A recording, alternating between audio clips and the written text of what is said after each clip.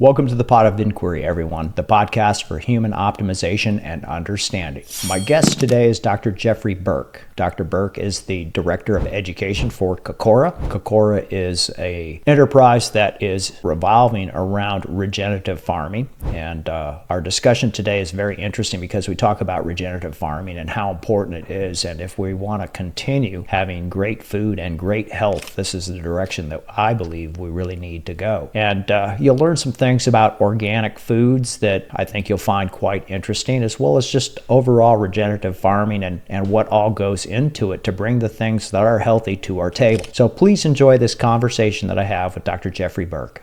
Welcome to the Pod of Inquiry. Ready for some thought-provoking cerebral whipping and the destruction of ridiculous medical dogma? Want to shift those stale, moldy old paradigms? Well then, don that thinking cap of yours, get down in the cave, and join our host, Dr. Stephen Barrett, for this week's episode. Let's start spelunking.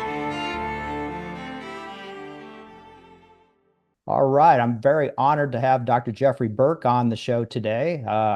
Welcome to the podcast, and I look forward to talking to you about something that I think is a very hot topic now, and that's regenerative farming and how you guys are doing what you're doing. So thanks for coming on. Oh, it's my absolute pleasure. I'm very excited to be here. You know, any place where we get to talk a little bit and put out information, and I usually tell somebody, if you listen to a podcast and you walk away with one little tidbit of information, we've done our job. Right. And if you walk away with a whole bunch, then we've done it really well. Right. So, doing radio shows as many years as I did, this platform to me it's invigorating. It's much more exciting because we get to kind of be face to face and, chat a little bit more. And I think that the conversation is a little bit warmer and a little bit more passionate. So let me ask you, I mean, you've got this tremendous history of radio and I think 40 plus years and 20,000 Yes, plus episodes. I mean, that's a monstrous body of work. And people don't realize that, just that 30-minute or 45-minute interview, there's a lot of preparation that goes behind that. So there's a lot of work product there. So what made you switch from that to go into what we're going to talk about with your endeavors with Kokora? Well, I've been in the industry now. I'm in my 46th year in the natural products industry. I started with Dr. Earl Mindell in Los Angeles, and who wrote the first Vitamin Bible. It was one of the books in the late 70s, early 80s. And I graduated from college, and I worked part-time in a little health food store in Ann Arbor. I went to the University of Michigan. Okay. And I fell in love with it. And I went out there and I started in one of his stores. And all of a sudden, it wasn't too much later, and I was running all these stores, and I was still 20 years old. And I went with him to a radio show, and he gave me my first microphone, and I never gave it back. And I've loved it because I've been able to launch hundreds of lines, interview the best of the best minds in the industry, and really help to touch on important topics and information and be part of this metamorphosis that we call the natural products industry. And then last year, I got a call from, and I've worked with other companies as well, of course, and I own my own stores. But last year, I got a call from Rick Scalzo, who was the man who founded Gaia Herbs down in North Carolina. He had that for over 30 years and ended up selling it to his partners. And he bought an agricultural farm down in Costa Rica, and it was like over 100 acres, and it was a certified organic farm, which is now certified organic and certified regenerative. And he asked me to come on board as a director of education. And I'm at the point now, age-wise and industry-wise and career-wise, where I really kind of wanted to do something I could sink my teeth into. Because I think that this is not just a great idea anymore.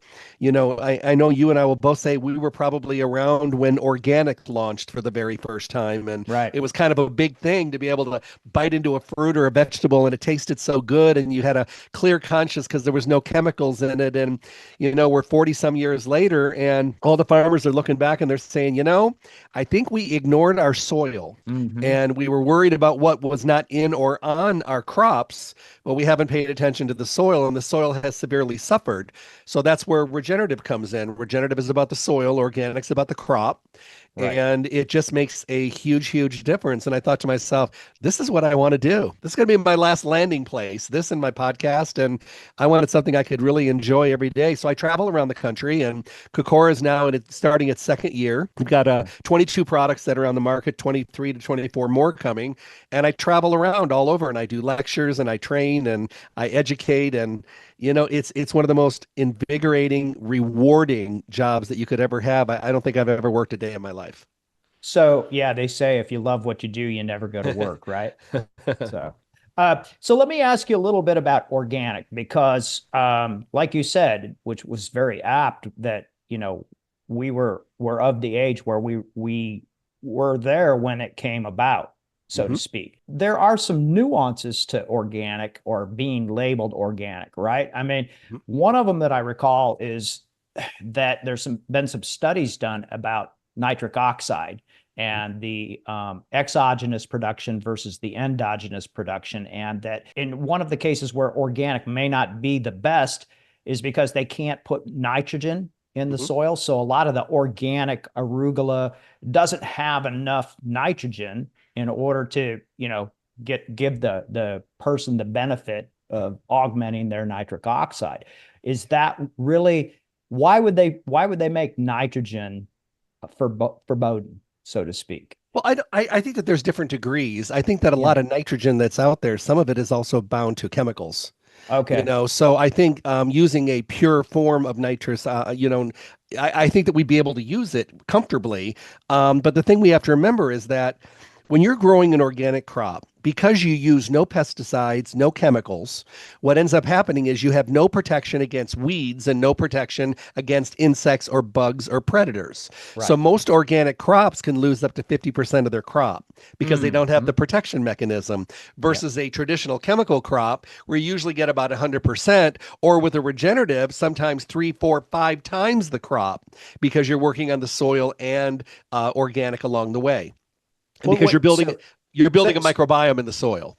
Right. So that's so true. I mean, I've got a few acres of land and we try to grow things, and it's almost impossible between the wind knocking everything off the trees, between the Japanese beetles coming in first part of June, and then all of the other, the different fungal things that crop up.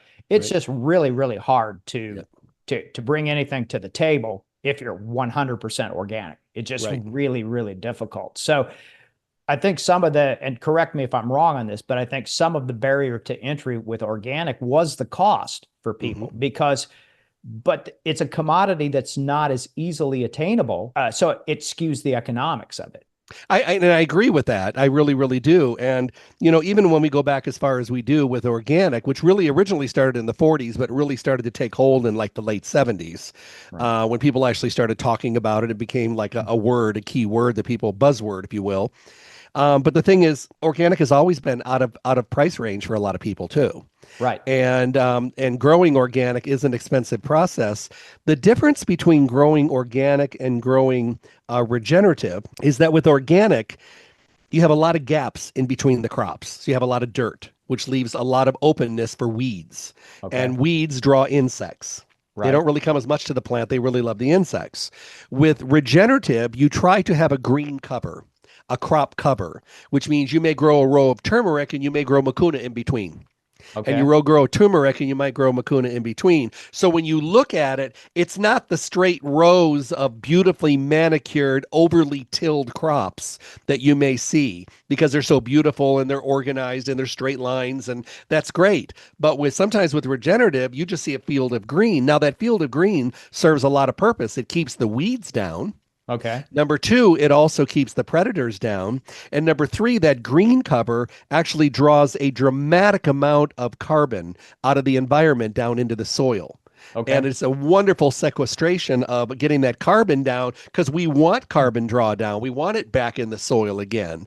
Right. And that's what actually adds to the I guess the intensity and the potency of the crops that are being grown, because it's very, very potent when you're growing in healthy soil. Now, when Rick first bought the farm, they were measuring like a cubic foot of dirt, and they were Okay. counting the worms, and there were All right. like 4 or 5 worms in a cubic foot. Well, now there's 300 or 400 worms in a cubic foot, because Right. the nutritional value of the soil, the strong microbiome, is so potent that the crops are intensified with their potency. So when you are using, let's say, these herbs and you're putting them into formulas, you get to use a lot less because they're so potent that you don't need to overtake things. You can take less and get the benefit because of the soil, and because of this wonderful microbiome, and because of the enhanced carbon that goes down and feeds and nourishes the roots in the soil. So it really is a big difference. But with organic, there were gaps, because Right. organic was really just more about what was not in or on it. And it really did very little for the actual soil.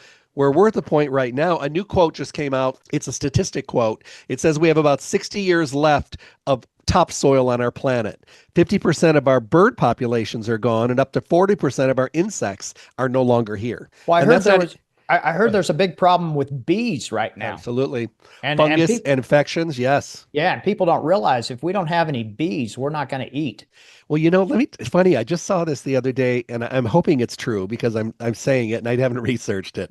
But they have actually created, it was either Taiwan or Singapore, they have created a drone bee that Really? actually Okay. moves pollen like the Wow. regular bees do. So, I mean, I knew that was probably going to come eventually, but I thought I'd be long gone by then.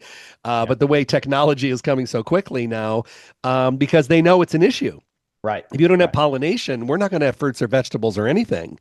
Right. And these bees have been getting sick with these funguses and these bacterias and these viruses getting into the honeybee hives. So there's a big effort to really support bees and beehives and honeybees. And people that really weren't supporting them before are now doing honey farms and planting tons of wildflowers, trying to really build. But then again, the problem, you have these off spill of chemical farms, and their Right. chemicals are going on, but their chemicals are in the air, and their Right. chemicals are draining down into the ecosystem and getting into the streams and the ponds and the rivers. And we've got two-headed fish in the ocean because of these chemicals that have spilled. We have to stop this. And we have to remember that we need to be making healthy crops that are nutrient dense, but Right. we also have to be able to make enough of it. And with regenerative, you can grow larger crops because there's still a lot of people that need to be fed, and we can grow more food this way with regenerative.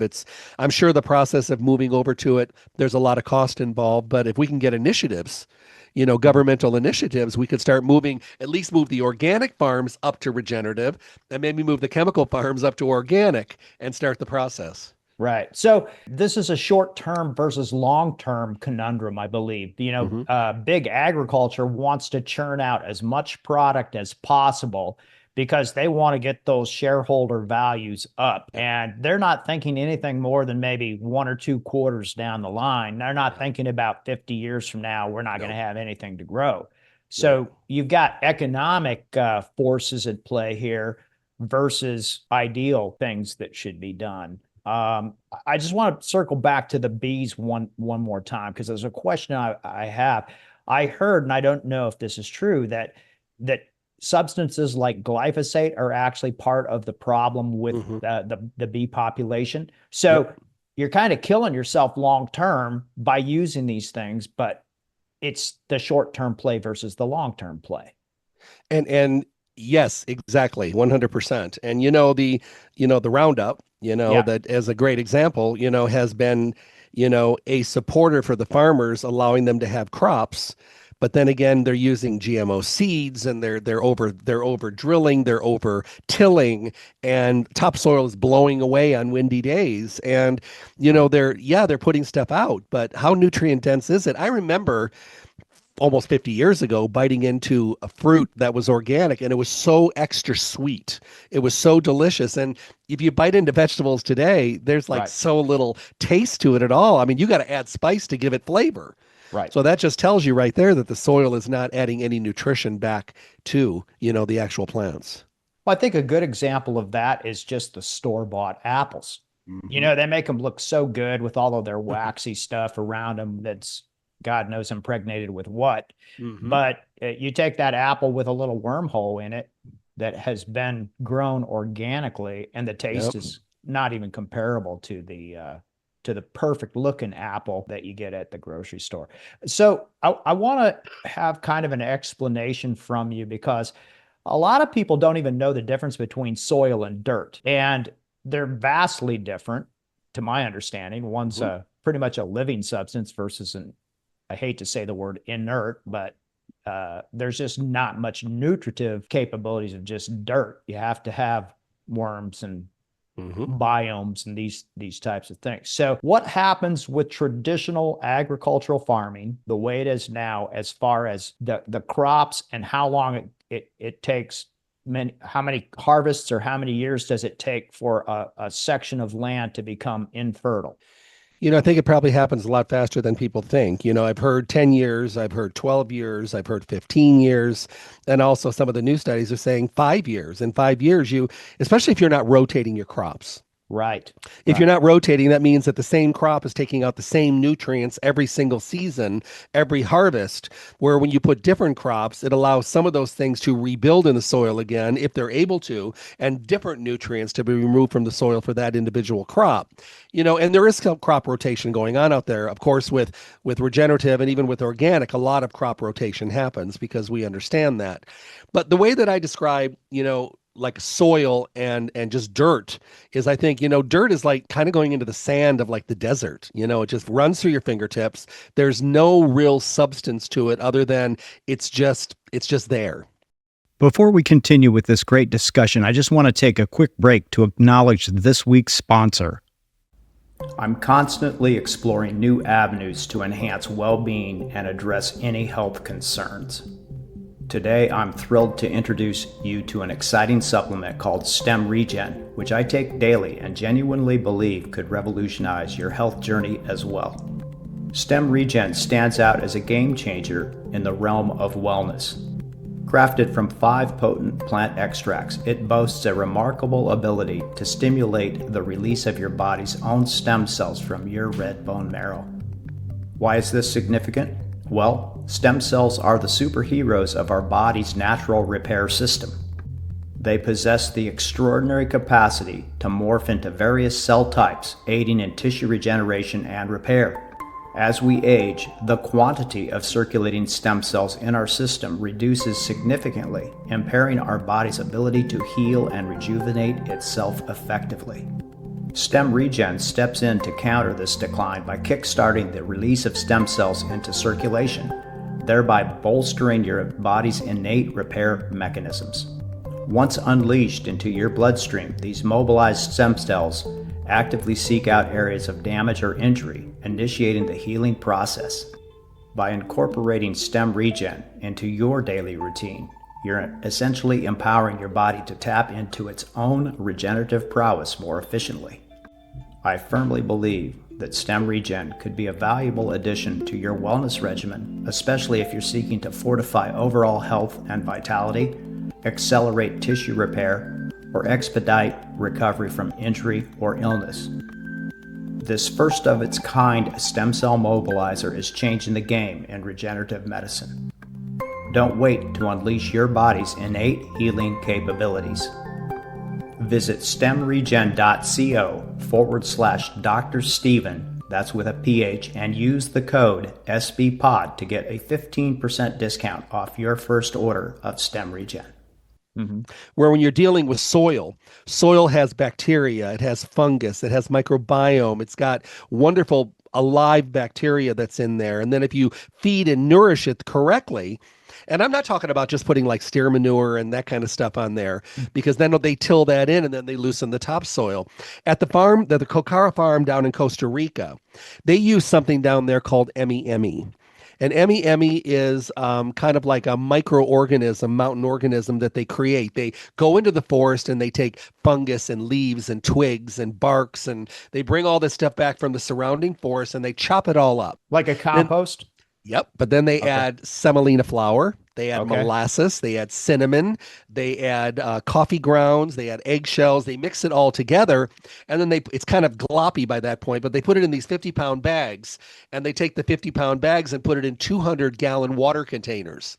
And they soak for a couple of weeks until there's a huge amount of bacteria that festers on the top. Then they pull out the bag, they squeeze it out, and that's what they use. They use that in the greenhouses to start the plants in regenerative soil. They spray it on the ground. They use it all over the plants. They spray everything, and you would not believe how much microbiome it adds to the soil and how much actual ferment it's putting into the soil. So this is a way of actually re-nutrifying the soil rather than just kind of adding Miracle-Gro. Right. This is a way of actually doing some heavy duty rebuilding. So it's really it does amazingly well. And they actually develop that into further stages with other essential oils and things like that naturally are wonderful for pests that are not chemical based. Okay. So that's quite amazing. So, last year we were awarded the Gold Soil Standard Award, which has never been awarded in Costa Rica. There's been silvers, there's been bronzes. I know it sounds like the Olympics. But there's never been a gold in the United States, but there's been silvers and bronzes. And I think we just got renewed and we got our gold standard level again.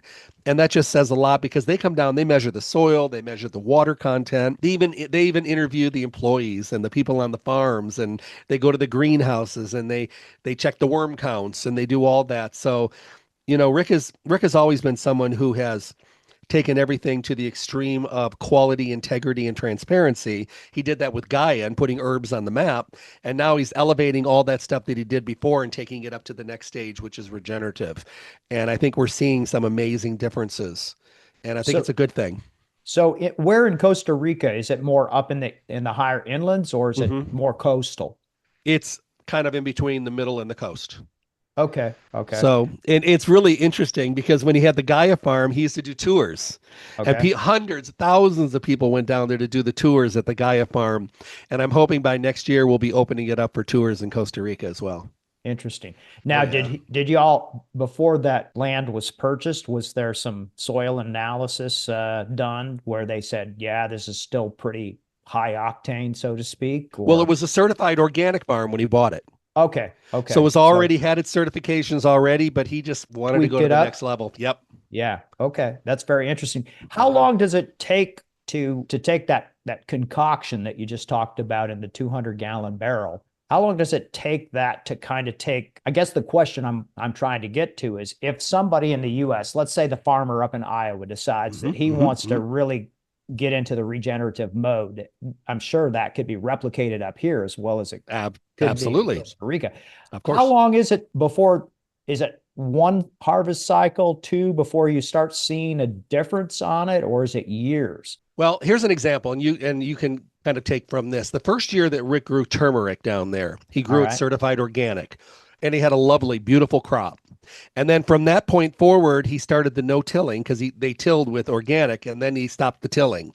And then he started doing ground covers, and he started adding the Emmy into the land. And the next year he grew it regeneratively, and the crop was 5 times larger. All right, explain tilling to me, because I don't know anything about farming, but it seems like you have to break up the soil if it's pretty hard to get the seeds to get down into it. So how do you overcome that? Well, he uses a machine called a yeoman's plow. Now, a yeoman's plow is not a plow. It actually has shanks, and the shanks actually pulsate down into the soil. They can actually make a groove, but none of the dirt is coming up. It's just opening. And what it does is, as it vibrates, it helps to break up the compacted areas. And it goes down about 20 to 25 inches. So it's really opening up the soil. The interesting thing is at the very top, there are these huge plastic bins that are at the top, and they fill it with the Emmy. And as they're doing this, it's coming down a tube, and they're putting that into the soil deep, that wonderful nutrition. So it's quite amazing, but no tilling involved. If you've ever seen a ginseng root or some of the other roots like ashwagandha, you may see them kind of growing, and then you'll see the roots kind of going off to the side. Right. And the roots did that because they had to follow the path of least resistance, because they were hitting a compacted area and they couldn't go through it, so they went sideways. Ours are long ashwagandha, long turmeric, long everything, because the soil is open. Plus, with the worm count, the worms are creating caverns for roots as well. So that's where the density comes in. That's where the nutrition comes in. That's where the aeration of the soil comes in. That's where the water drainage becomes so much better, because it rains about 9 months a year down in Costa Rica. Right. Well, there's some areas there that you you'd swear you're in the Amazon if you didn't know any difference, you know. But Uh-huh. so so I guess that's basically just an aeration process that allows everything to get down deep, and that makes a lot of sense. I was always wondering because you get this topsoil Mm-hmm. that it's like a crust. And I mean, here in North Georgia, it's pretty hard to get things to grow without, busting it up somehow, Of whether course, you of till course. it or not. It's kind of like trying to grow something in your concrete driveway. Mm-hmm. It's just not an easy process. Let's get into some of the herbs that you guys are growing because I was reading a little bit about that. And the fact that, in the cannabis industry, they talk about the entourage effect. And I think Mm-hmm. that entourage effect is pretty much universal in nature, that selecting an isolated compound might not be the ideal thing unless you're in big pharma, because there's all of these other things that are going on with it. So talk to us a little bit about that, because I think that's an important thing. I think, first of all, it's paying respect to Mother Nature, because Mm-hmm. Mother Nature knew what she was doing. Her infinite wisdom is something that if we listen to, it's very successful. If we ignore it, we pay the price. Right. An interesting thing about like CBD, when Right. CBD came out, one of the biggest issues with CBD was whether people could use it knowing that it had a little THC in it. Were they allowed to have it? Did it give them a high? Did it give them a buzz? Were they legally allowed to have it? What if their state doesn't approve it? There were a lot of questions. Right. But the full spectrum, and that's what we are, we're full spectrum, meaning that we use the plant, we use the root, we use the leaves, we use everything if it's applicable. Right. So what happened with CBD is people got worried about taking it, so they came out with something called an isolate. Mm-hmm. And an isolate was a stripped down basic version where they took everything out of it except for a little bit of the CBD, but the terpenes, which were those ingredients part of the entourage effect, were Right. removed. Right. So I was trying to explain this one time. I was doing a big lecture and I said, look, they said, how important are terpenes? And I said, well, let's just think about lavalo. That's the terpene that's in lavender. Would you use lavender in your bath to soak if it didn't have smell? And they go, well, no, because I'm using it because of the smell. I said, the smell of the terpenes. That's the part that you're using. Otherwise, it's just oil. Right. So it's the same thing with plants. If we know that we can use a leaf or a stalk, but we know that by adding the root, let's say with ashwagandha, Okay. and there's benefits in the root as well as the leaves and the stalk, why not use what Mother Nature gave us to work with? Same thing with turmeric, same thing with mucuna. There's parts of the plant that are better, but the thing is, if you can use Mother Nature's entourage effect and get that synergy and get that balance factor that's there, you're going to have a more successful product. Plus, people are going to notice that and make a change and feel a change. And that's Right. important. Right. Well, I think a lot of it comes down to efficacy as well. Mm-hmm. I Very mean, if much. it, and I think that's one of the ways that we have been sidetracked from big pharma, is that it's one protein, one enzyme, or whatever. And that doesn't exist in human physiology. You don't have one protein that is not interacting with all these other proteins and all of these other enzymes. And so it's kind of a fool's errand, so to speak, to think that we can maybe accomplish and like you say, beat Mother Nature when it was designed to be an entourage or an orchestra with more than one type of instrument being played. To get that symphony. You're right. Yeah. And to Yeah. have that wonderful melody that's there. And you can, and although there are things that do stand alone, like individual drugs and some individual vitamins that can stand on their own, we Right. know that synergism is something that we want to achieve, because we know that if something is good, we can make it better by pairing it up with something or using the whole thing. And this is kind of what happens with the pharmaceutical community. They see something that's natural and they're like, okay, we want to make this a drug, but they Right. can't patent an herb. Right. So they can't make it their own. So they'll say, well, we're just going to use the leaf tips and we're going to try to make it from that. But they never really get the full effect because they're not able to use the whole plant. They're not able to patent a drug using a whole plant. So they take bits and pieces, and it's very hard to replicate it if you're not using usually the entire process. So that leads me to my next question about how you guys bring these wonderful herbs to market, right? Because you take the whole plant, Mm-hmm. if it's indicated, Mm-hmm. right? I mean, there's certain parts of certain things that you may not want to have in Absolutely. your concoction, Sure. but you take let's call it the totality, for lack of a better way to put it. I like and that. Yeah. So then do you like to get it to market? I mean, obviously you're not selling fresh herbs. You're selling it in capsules and the dried, I guess powder would be Mhm. the way to say Things are, that. when we get them, they're cleaned, obviously. They have to be cleaned. They have to be Right. tested. They have to be tested for purities and heavy metals. That's one. Right. And then after that, they do extraction process. After the extraction process, because things can change in the extraction process, they're retested again to make sure that there's nothing that has come up. And then after that, then we usually freeze dry. And then Okay. after the freeze drying procedure is there, they have to be tested. It's so intricate, Right. and then at that point we decided, and I'm so glad that this is where Rick's mind was. For the longest time, many of the capsulated companies in our industry have used a lot of fillers and binders, things Mm. like magnesium stearates and carrageenan and, these different kinds of things, titanium dioxide and these things that are in there. Now, not that they're totally terrible for you, but if we can do it without using them, let's do that. So Right. these capsules that are coming from Kokora have none of it. They are pure transparent capsules. We use Polalan, which is tapioca capsules, because they're vegan. Okay.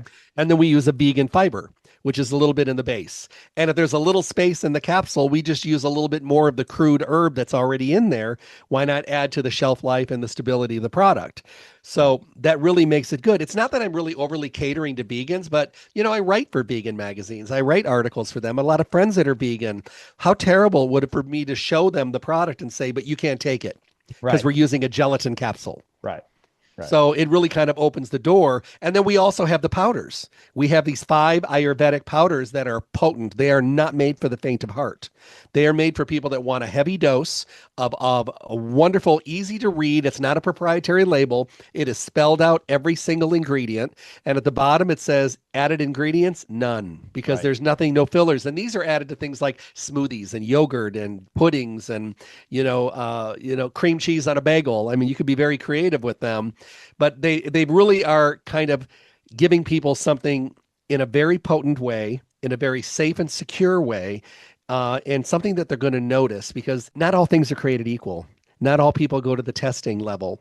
Right. And in this industry, if you turn something down because you're very science oriented and somebody brings you some raw product and you're like, I can't accept this, it's not testing really good, somebody else is going to buy it.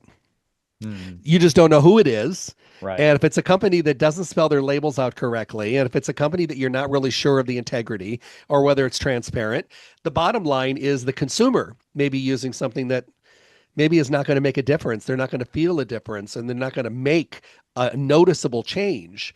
And we want that. I want something where people say, most people say, well, I'll buy it once, and if it doesn't work, I won't buy it again. I want them coming back. I want them Right. saying, I felt so good, I want to continue. Because, like I said, but we sometimes have to test things because everybody reacts differently. Right. So it's a wonderful process of being able to make things in a very high quality form that I can actually feel comfortable putting my name behind. Let me ask you a question about the extraction process, because Mhm. from my very rudimentary understanding is that sometimes it's the process of extraction that is putting the bad actors into whatever we're consuming. Mhm. I think seed oils are an example of Yeah, that. I agree. So how do you extract without the horrible toxicity of Water certain- extraction is probably Okay. the most effective. Okay. And then it's the testing on the testing on the testing. I'll give you an example. I was with a company for many, many years, and they used to do this way back when, long before anybody else did it. So they would get their raw products in. They didn't grow anything, but they brought in the raw products. They Right. would test them when they came in. And if they tested clean, they would go into a climate controlled holding room. 6 months later, they would pull it out and they would retest them again. And if they tested clean, they'd go back in. And then 6 months later, they would bring it back out. If it tested clean, they would line up all the different bins and it would formulate and put everything together, and it would manufacture in capsules. But then the step that they did is they would test the final product. And I remember asking him, because I was young, it was a long time ago. I said, why do you test the end product? And he says, well, just because A and B and C and D and E individually are very safe and clean, sometimes when you mix them together, they create a reaction that is not healthy. Mm, So he goes, we good test point. the end process. So if they don't come up testing clean at the end process, even though when they're done, we have to scrap it and start all over again and figure out what was not working with what. And now, a message from our sponsor.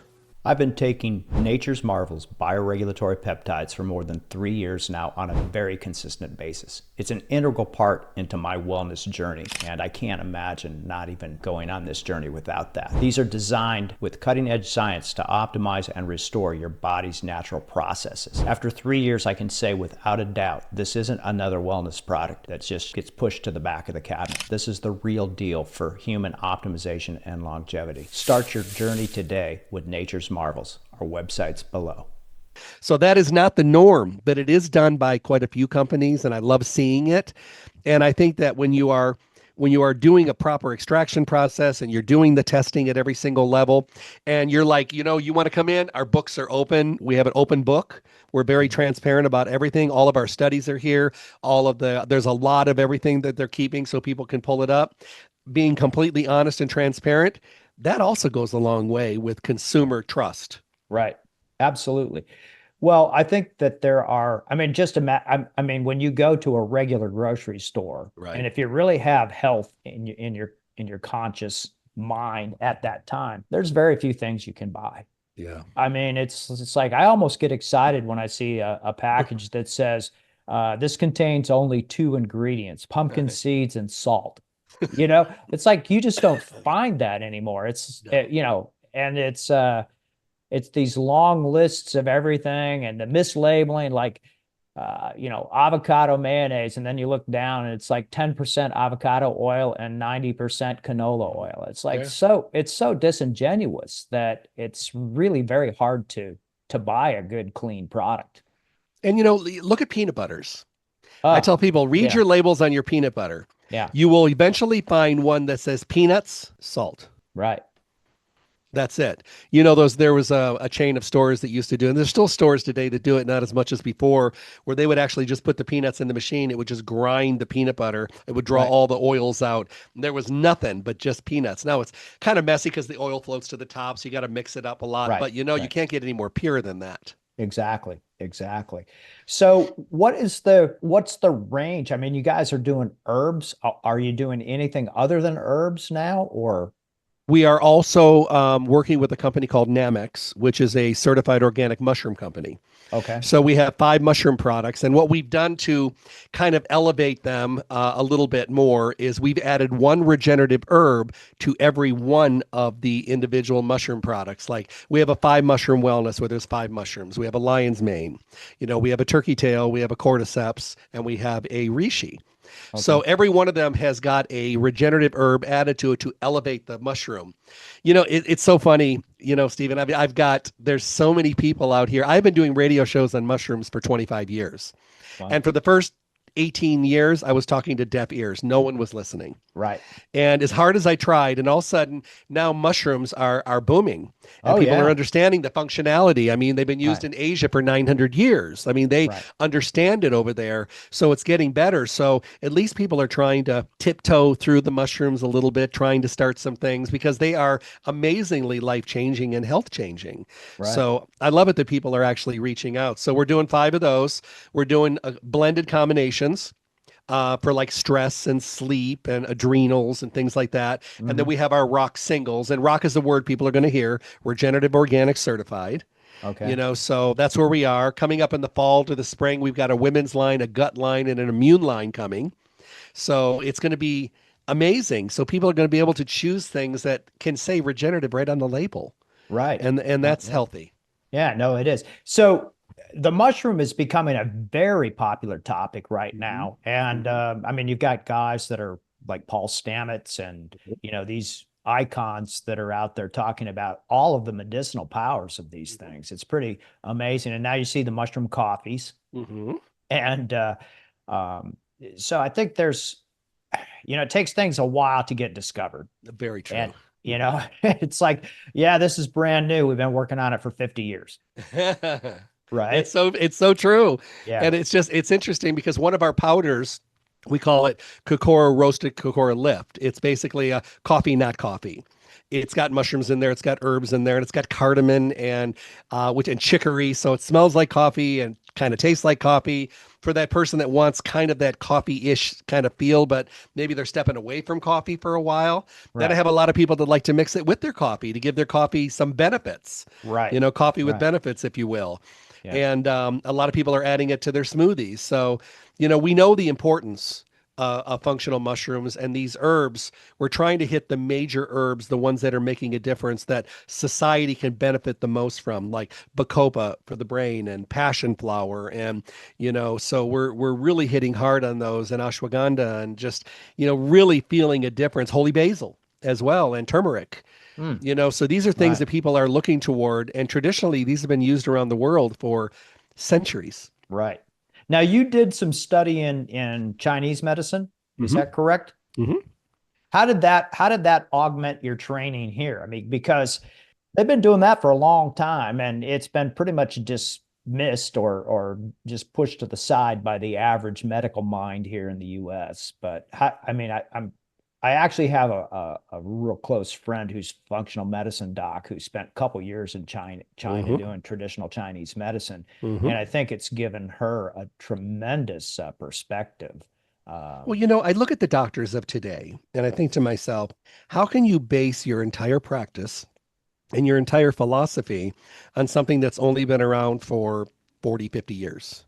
Maybe 60 years at the most, when things are changing so dramatically. And how can you dismiss medicine that has been used for centuries upon centuries, if some areas thousands of years, back to the time of Socrates? So how can you possibly dismiss something that has that kind of longevity, that has been written about in scrolls and books and tablets? Where people are still doing this. If you go to China and you get sick while you're there, there's a good chance your concierge at the hotel is going to take you to the corner apothecary. And you're going to go down there and they're going to look at you and they're going to grab your ear, look up your nose, open your mouth, look in your eyes, and they're going to go back. And these people are 70, 80, 90 years old that have been working there their whole life. And they come from generations of Chinese physicians and pharmacists, if you will. And they're going to be powdering up this and grinding this and giving it to you in little envelopes and tell you to put it in your tea 4 or 5 times a day. And you're going to get better very quickly because there is strategy, there is medicine, there is history. And they understand the body. They know that you may be having a problem over here, but they know that the radiated problems may be coming from over here. So they know how to address the whole body so that everything is working together. It's just hard to wrap our mind around it when we think everything needs to come from a pharmacy. And it's like with kids today. I did a lecture at an elementary school and it was just hysterical. It was for teachers, but all the kids came. And I asked them, I said, where does your food come from? And they all said grocery store. I said, but where is it grown? In the back of the store. And at the store. Yeah. And I'm just like, no, it's grown on farms. And they're like, no, because they bring it out of the back room. And I'm thinking to myself, wow.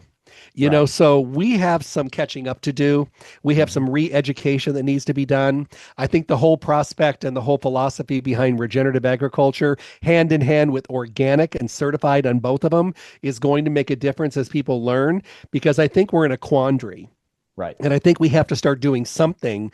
I have a couple of friends and they've been around a long time. They're back to the Woodstock group. So they're the tie-dye, tree hugging, patchouli, lava lamp, as I have a lava lamp in my corner. So it's kind of funny. But they're from that time. But a lot of people that are from that time also understand the importance of keeping your mind and your heart open and not saying no to things that may be the successful, maybe the positive outcome. 45 years ago, when doctors used to talk to me, they didn't want to talk to me.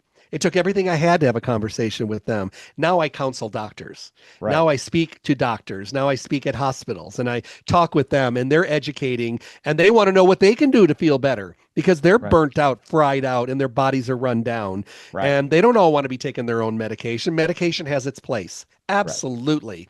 I have friends that are on this planet due to medicine. But after the medicine is gone and your body is better, that's time for you to start rebuilding, rejuvenating, rehydrating, and fixing how you got there in the first place. Well, one last question before we wrap up. I could talk to you all day about this, especially if I had a glass of or a cup of mushroom coffee, right? But I guess the question that I have is, I have seen in the last 5 years, and I don't want to bookmark this necessarily to the COVID debacle, but generally speaking, there is a movement among people in their perception of mainstream medicine and functional medicine they are reaching out for, because I think our healthcare system is, you can't go to somebody that's seeing 70 patients in a day and expect to get much care. And and the old paradigm of one disease, one drug, one condition, 5 surgeries, it just doesn't work anymore. Have you seen this now, that this shift in not only perception, but the shift in, I want to get into a functional space. I'm kind of tired of being left out here. Am I the only one seeing that, or are you seeing that? No, it is absolutely true. And you're 100% right on. And I think the category is, a lot of people are finally starting to understand that health conditions do not happen overnight. A car accident does, a fall out of a window, a fall out of a tree, that kind of stuff. That's structural. It happens right then. Most of the problems we have with our health has been happening for decades.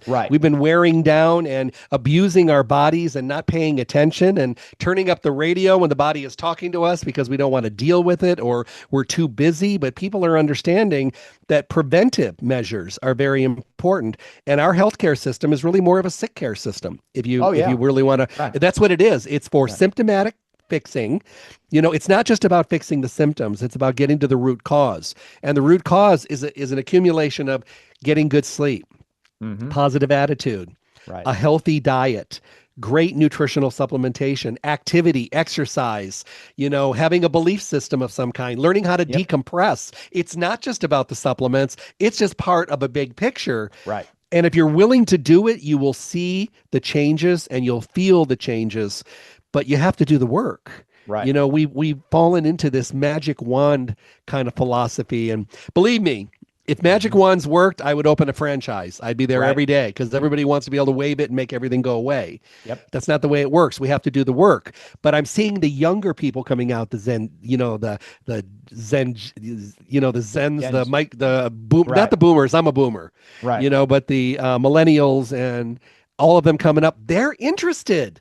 I'm loving it. I'm getting all these young people reaching out to me saying, I have some questions. I'm loving this. I'm going in to the health food store. I'm buying organic. I'm looking into regenerative. And I'm thinking, the people my age and older, not as much. But it's nice to see the younger group coming up, because even in my industry, we talked about this weekend, a lot of us are uppers in our years. We need young blood coming in. So with this interest, I'm feeling very positive. I'm feeling very, very secure that we're going to have some really passionate people coming up to take our places. Because, you know, somebody said the other day, they go, what have you and I got another, 70, 80 years? And I'm like, yeah, okay. So, you know, so we need some young blood. But to your point, absolutely. People they're questioning the fitting everything into one box. You know, we don't all fit in the same box. We can't all respond to the same drug. And I'll leave you with this. I've been waiting on 3 sets of identical twins for decades. Identical genetics, identical. Now they're all in their 60s and 70s, but we all are. So I'll meet with them, and each of them are on completely different nutritional programs, even though they're genetically identical. And the reason is, this one smokes, this one doesn't. This one drinks, this one doesn't. This one has all the money in the world, can buy the best food. This one is buying what they can afford. This one lives in a healthy climate. This one lives in a polluted city. So your life choices also dictate the protocols that you follow. Just because you're genetically the same does not mean you can all follow the same protocol. You have to ask questions. You have to visit brick and mortar health food stores, because that's where the knowledge is, you know, and go to places, listen to podcasts, you know, get yourself as educated as possible. Find your people that you love to listen to and listen to them. Listen to their guests. They're handing you amazing information. You, as myself as well, we bring you great tools and wonderful information. So take it and take the bits and pieces that you need, and then make those changes and take back your health. Absolutely. So just to wrap up everything, if folks want to see what's what, they go to Kokora.com. They go to Kokora.com for the company. And what about your podcast? Well, go to my webpage. It's really cool. It's just drjeffreyburke.com. When Okay. you're there, if you tap on the logo, which looks just like this, the blue logo, it'll take you to all the platforms that I'm on for the audio version. But if you Okay. tap on the YouTube logo, it'll take you to my YouTube channel and you can watch all of the interviews. There's a little over 100 of them there so far. So I'll be going to a lot more every week starting in January. And of course, we have to say like and subscribe. That's new. Yep. I never Right. had to say that for 40 years, but now we do. Right. So, but I'd love to have you there and take advantage of some of these wonderful people that have so much to share, wonderful stories and great information. Thanks so much. I appreciate your expertise and your insight. So, Dr. Jeffrey Burke. Thank you so much. I appreciate you. The power of ketones, your body's alternative fuel. The folks at Approved Medical Solutions have done it again. That's right, with their new Clean Ketones supplement. Imagine your body as a hybrid car capable of running on two different fuel sources. While glucose is your body's regular gasoline, ketones are like switching to an efficient, clean-burning alternative fuel. I would say rocket fuel. When your body produces ketones, whether through fasting, low-carb dieting, or intense exercise, something remarkable happens. These molecular powerhouses cross the blood-brain barrier, providing crystal clear mental energy that many describe as enhanced focus and clarity. But ketones aren't just brain fuel. They're efficient energy sources for your heart, muscles, and other vital organs. Think of them as premium-grade fuel that produces less metabolic waste than glucose processing. Research suggests ketones may offer additional benefits, reduced inflammation, improved metabolic health, and even potential neuroprotective properties. They're particularly interesting for athletes seeking sustained energy and anyone looking to optimize their cognitive performance. The best part? Your body is naturally designed to produce and use ketones. It's not about completely replacing glucose, it's about metabolic flexibility, giving your body the ability to thrive on both fuel sources. Whether you're interested in mental clarity, athletic performance, or overall health, understanding and harnessing the power of ketones might be your key to unlocking new levels of well-being. Approved Medical Solutions Clean Ketone Formula contains nature-identical ketones. These ketones provide the same fuel as those produced through a keto diet. Approved Medical Solutions Ketone Formula does not contain sugar, caffeine, or 1,3-butane-diol, and they are not ketone salts. I've been using them routinely now and notice a minimum of a 10% increase in exercise performance. By diving deep into cutting-edge research and real-world applications with leading scientists and practitioners, the Pod of Inquiry illuminates the science-backed path to enhancing your mind and body's potential. You can find us on all platforms, including Spotify and Apple Podcasts. Please join us. I hope you all enjoyed today's show and got some truly empowering knowledge out of it. You can always follow up on anything we talked about in the show notes found at our website, podofinquiry.com. If you think you might have tickled just a few neurons inside that cerebral cortex, please spread the word to your friends and colleagues and tell them that they need to get spelunking. Also, if you can take a minute to leave a review on your podcast provider of choice, and especially Apple Podcasts, that would greatly help the show and be so appreciated, provided it's positive. And if not, then just keep your pie hole shut and stay down in that cave. Let's keep spelunking. This podcast is designed for informational purposes only and does not constitute any medical or surgical consulting advice or imply a development of any physician-patient relationship. The opinions of guests who are featured on the show are not necessarily the opinions of Dr. Barrett or the production team. This podcast is owned solely by Barrett Medical and Surgical Media, LLC. While the show is highly oriented for physicians and healthcare providers, anyone interested in the improvement of human performance and understanding will find us a welcome goblet to sip from, or guzzle. However, no representation or warranties are made in any way whatsoever on this podcast for any products, techniques, or other things discussed. Invited guests are not vetted by the Pod of Inquiry for their qualifications and may have a direct or indirect financial interest in what they present and discuss on the show. The Pod of Inquiry disclaims any responsibility from anything taken from the show and used personally or professionally. It is a responsibility of the listener to perform their own due diligence prior to the implementation of any ideas, products, techniques, or anything talked about on the show.